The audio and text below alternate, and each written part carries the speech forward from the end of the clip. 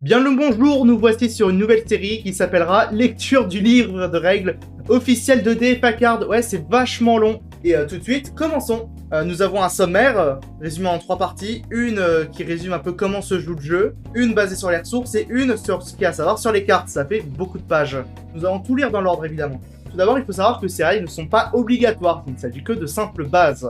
Alors, le résumé, le but du jeu. DFA Card est un jeu de stratégie en 1 contre 1. Chacun à votre tour, vous piochez, placez des cartes sur vos terrains respectifs et formez une offensive respective contre votre adversaire, avec des attaques, des effets et des soutiens jusqu'à réduire les PV de votre adversaire à 0. Pour blesser l'adversaire directement, il suffit de l'attaquer quand il n'a plus de cartes personnage sur son terrain. Adversaire et joueur, relation. Ce sont des termes utilisés pour vous désigner vous et votre opposant. En tant que joueur, avec un J majuscule, vous n'êtes pas directement attaquable si votre terrain comporte au minimum une carte personnage. Vos propres cartes ne peuvent pas non plus vous attaquer, excepté si votre carte est en case défense 3, mais ça on le verra plus tard. Les joueurs ne peuvent être affectés par des effets seulement s'ils n'ont plus de cartes personnages sur leur terrain respectif. Bien que vous soyez ennemis, rien ne vous interdit de faire un peu de marchandage avec l'adversaire.